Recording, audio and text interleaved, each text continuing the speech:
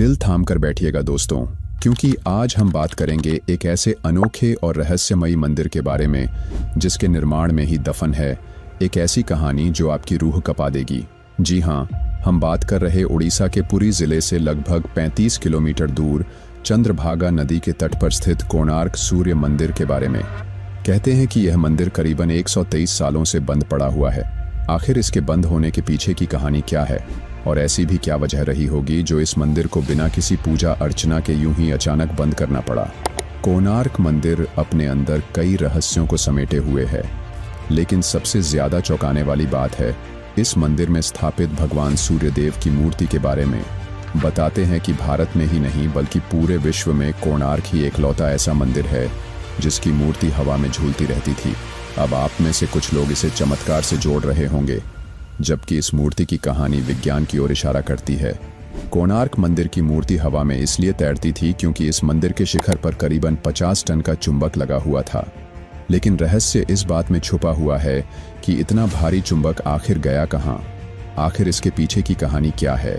जब आप इस मंदिर के बाहरी हिस्से को देखेंगे तो आपको इस मंदिर में स्थापित 7 पहिए देखने को मिलते हैं।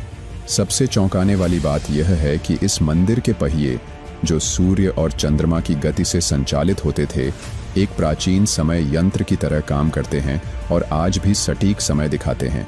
हैरान करने वाली बात तो यह है कि प्राचीन समय में जब इतनी ज़्यादा टेक्नोलॉजी भी नहीं थी, आखिर ऐसा अद्भुत निर्माण किया किसने? कोणार्क मंदिर को हमेशा से एक ऐसी कहानी के साथ जोड़ा जाता है जो वाकई एक त्याग की अनोखी गाथा को जन्म देती है। कहते हैं कि एक 12 वर्ष के लड़के ने इस मंदिर के निर्माण में एक ऐसी अहम भूमिका निभाई थी जिसके कारण इस मंदिर को एक नई पहचान मिली। जी हाँ, हम बात कर रहे हैं धर्मपद की। लेकिन सवाल यह उठता है कि 12 वर्ष के धर्मपद ने इस मंदिर के शिखर से कूदकर अपने प्राणों की आहुति क्यों दी? इसके पीछे की कहानी आखिर है क्या? इन सभी सवालों के जवाब हम आपको देंगे आज की इस खास डॉक्यूमेंट्री वीडियो में। यह सिर्फ एक मंदिर की कहानी नहीं है, बल्कि प्राचीन भारत के विज्ञान और कला का ऐसा अद्भुत प्रमाण है जो आपको चौंका देगा। क्या आप तैयार हैं कोणार्क मंदिर के इस अनोखे सफर पर चलने के लिए? तो चलिए शुरू करते हैं आज की इस रहस्यमयी और दिलचस्प डॉक्यूमेंट्री को।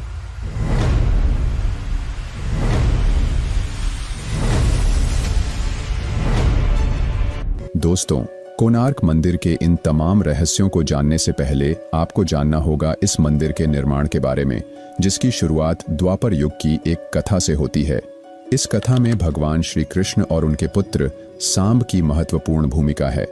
सांब भगवान श्री कृष्ण और जाम्बवंती के पुत्र थे।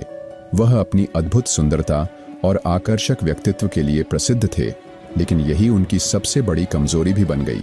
सांब का अहंकार बढ़ने लगा और उन्होंने स्वयं को सबसे श्रेष्ठ मानना शुरू कर दिया। नारद मुनि, जो अक्सर देवताओं और मनुष्यों के बीच संदेशवाहक बनते थे, उन्होंने सांब को उकसाया। नारद ने सांब से कहा, तुम्हारी सुंदरता तो अद्वितीय है, क्या तुम अपना अद्भुत सौंदर्य गोपियों के बीच जाकर नहीं दिखाना चाहते? सांब अहंकार में आकर गोपियों के बीच चले गए, जो उनके पिता भगवान श्री कृष्ण को अत्यंत अनुचित लगा। भगवान श्री कृष्ण ने सांब की इस मर्यादा को तोड़ने वाली हरकत पर उन्हें कठोर श्राप दिया। तुम्हारा सुंदर शरीर अब कुष्ठ रोग से ग्रसित हो जाएगा। श्राप का असर तुरंत हुआ और सांब का शरीर विकृत हो गया। उनके शरीर पर भयंकर फोड़े फूंसी उभर आईं। सांब अपने कष्ट से छुटकारा पाने के लिए विभिन्न ऋषियों के पास गए। अंततः उनकी भेंट महर्षि कटक से हुई। महर्षि ने सांब से कहा, तुम्हें सूर्यदेव की कठोर तपस्या करनी होगी। केवल सूर्यदेव ही तुम्हें इस रोग से मुक्त कर सकते हैं। महर्षि कटक ने उन्हें मित्रवन में चंद्रभागा नदी के तट पर जाकर 12 वर्षों तक तपस्या करने की सलाह दी। सांब ने चंद्रभागा नदी के किनारे जाकर तपस्या शुरू की। 12 वर्षों तक उन्होंने अन्न जल का त्याग कर कठिन तपस्या की। दिन रात केवल सूर्यदेव का ध्यान करते हुए उन्होंने अपनी आत्मा को तपस्या में लीन कर दिया। सांब की कठोर तपस्या से सूर्यदेव प्रसन्न हुए। सूर्यदेव ने उन्हें दर्शन दिए और कहा, हे सांब, तुम्हारी तपस्या सफल हुई। मैं तुम्हें रोग मुक्त होने का आशीर्वाद देता हूँ। तुम्हारा कुष्ठ रोग समाप्त हो जाएगा। तुम्हारी सुंदरता और स्वास्थ्य पुनः लौट आएगा। सूर्यदेव के आशीर्वाद से सांब का कुष्ठ रोग समाप्त हो गया। उनका शरीर पुनः पहले जैसा सुंदर और स्वस्थ हो गया। सूर्यदेव के आशीर्वाद से मुक्ति पाने के बाद सांब ने उनका आभार व्यक्त करने के लिए एक भव्य मंदिर बनवाने का संकल्प लिया। उन्होंने उसी स्थान पर जहां उन्होंने तपस्या की थी, सूर्यदेव के लिए एक मंदिर का निर्माण करवाया। इस पौराणिक कथा के कारण इस स्थान को कोणार्क नाम मिला, जहां कोण का अर्थ है दिशा और अर्क का अर्थ है सूर्य।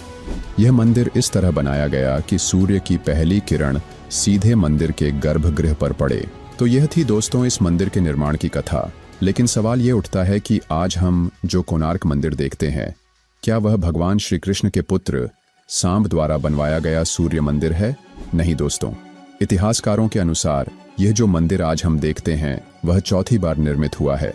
आज का कोणार्क सूर्य मंदिर 13वीं शताब्दी में गंग वंश के प्रतापी राजा नरसिंह देव प्रथम के शासनकाल में बनाया गया था। यह मंदिर भारतीय वास्तुकला और धार्मिक धरोहर का अद्भुत उदाहरण है, जिसे सूर्यदेव के सम्मान में निर्मित किया गया था। कोणार्क सूर्य मंदिर के निर्माण के पीछे एक महत्वपूर्ण प्रेरणा की कहानी जुड़ी हुई है। यह प्रेरणा थी राजमाता कस्तूरी देवी की। कस्तूरी देवी ने अपने पुत्र गंग वंश के महान राजा नरसिंह देव प्रथम को एक विशेष संदेश दिया। उन्होंने नरसिंह देव को याद दिलाया कि उनके पिता ने भगवान जगन्नाथ का भव्य मंदिर बनवाया था, जो आज भी भक्ति और श्रद्धा का केंद्र है। उन्होंने कहा, सूर्य देव के बिना जीवन की कल्पना भी नहीं की जा सकती। एक ऐसा भव्य मंदिर बनाओ जो सूर्य की महिमा को युगों युगों तक जीवित रखे और गंग वंश के वैभव और शक्ति का प्रतीक बने। यह आग्रह केवल धार्मिक आस्था का परिचायक नहीं था, बल्कि यह गंग वंश की शक्ति, वैभव और उनके गौरव को पूरी दुनिया के सामने प्रदर्शित करने का संकल्प भी था। राजमाता की इसी प्रेरणा से नरसिंहदेव प्रथम ने कोणार्क में सूर्यदेव के 7 घोड़ों वाले रथ के प्रतीकात्मक स्वरूप में अद्वितीय और कालजयी मंदिर के निर्माण का संकल्प लिया। राजा ने अपने मंत्री को आदेश दिया कि इस भव्य सूर्य मंदिर के निर्माण के लिए सबसे श्रेष्ठ वास्तुकार की खोज की जाए। मंत्री ने उस समय के महान और कुशल शिल्पकार बिशु महाराणा को इस कार्य के लिए चुना। राजा के आदेश पर चंद्रभागा नदी के किनारे कोणार्क सूर्य मंदिर के निर्माण की शुरुआत हुई। इस मंदिर का निर्माण 1238 ईस्वी से 1264 ईस्वी के बीच हुआ। मंदिर को तैयार करने में 12 वर्ष लगे और इस दौरान लगभग 1200 कुशल कारीगरों ने दिन रात अपनी मेहनत और लगन से इस अद्भुत संरचना को आकार दिया। बिशु महाराणा की कुशलता और निपुणता उस युग की प्राचीन इंजीनियरिंग का जीवंत प्रमाण है।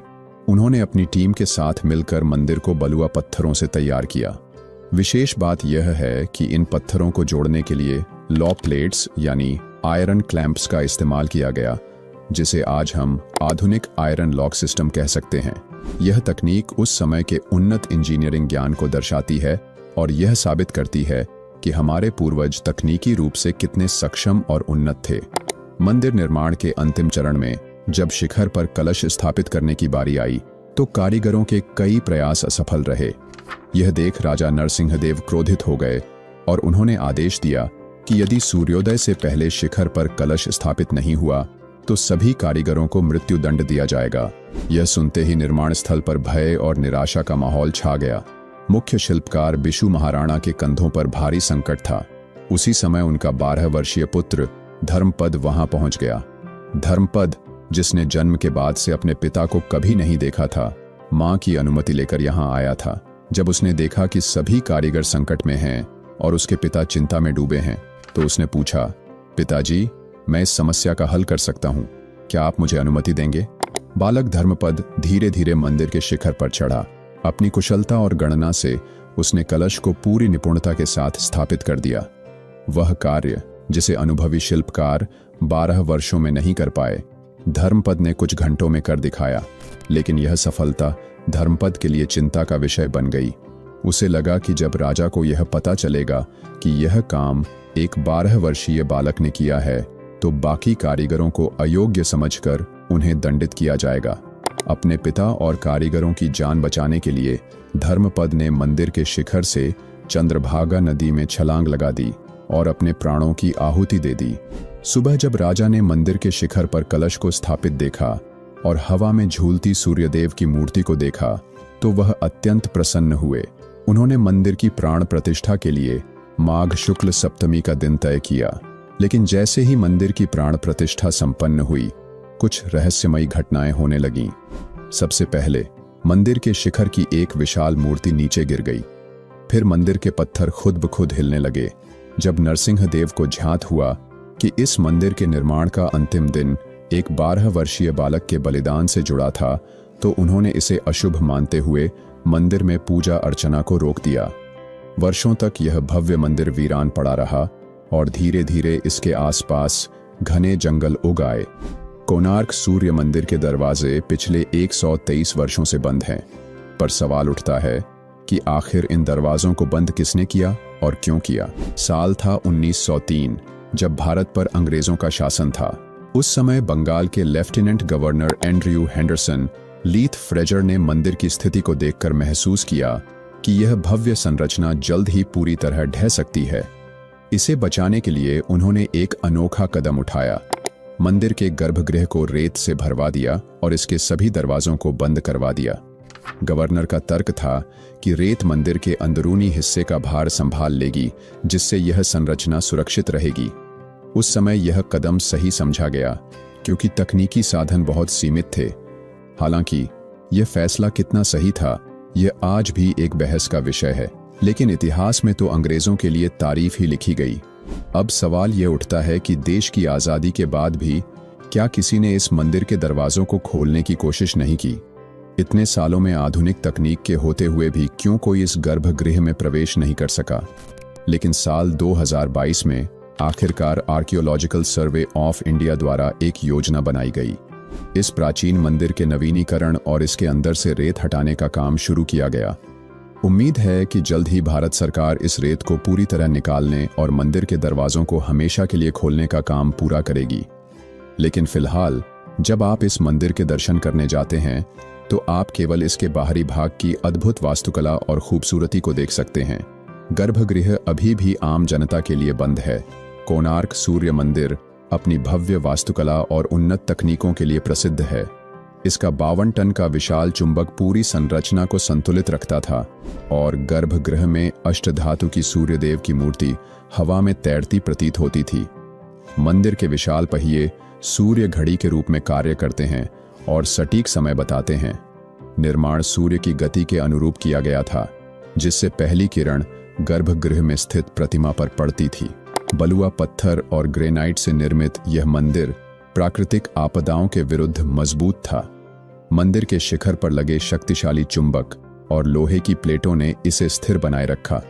ऐसा कहा जाता है कि यह चुंबक समुद्री जहाजों के कंपास को प्रभावित करता था, जिससे पुर्तगाली नाविकों ने इसे ब्लैक पगोड़ा नाम दिया। माना जाता है कि उन्होंने इस चुंबक को हटा लिया, जिससे मंदिर की संरचना असंतुलित हो गई। 1578 में बंगाल सल्तनत के जनरल काला पहाड़ ने इस मंदिर पर हमला किया, जिससे यह क्षतिग्रस्त हो गया। काला पहाड़, जो मूल रूप से वैष्णव ब्राह्मण कालाचंद राय थे, इस्लाम अपनाने के बाद मंदिरों को ध्वस्त करने के लिए कुख्यात हुए।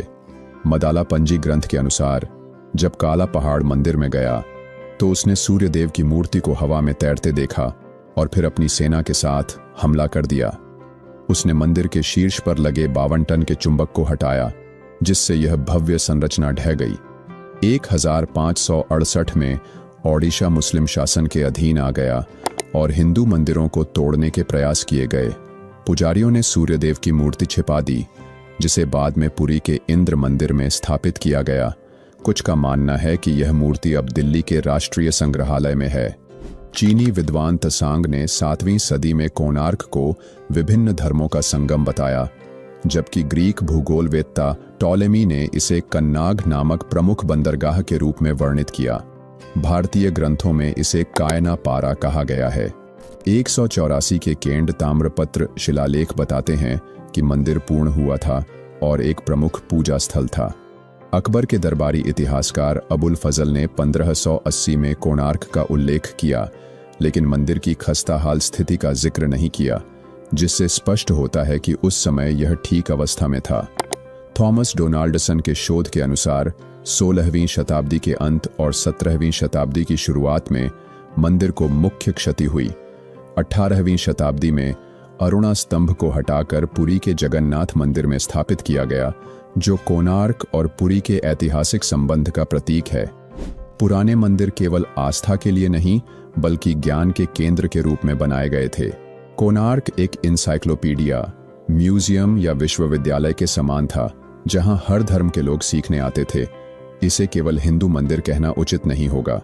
तो दोस्तों, यह थी कोणार्क सूर्य मंदिर की कहानी। यदि यह डॉक्यूमेंट्री आपको पसंद आई हो तो इसे लाइक और शेयर करना न भूलें। हम मिलेंगे जल्द ही एक और नई रहस्यमयी और दिलचस्प डॉक्यूमेंट्री के साथ। धन्यवाद।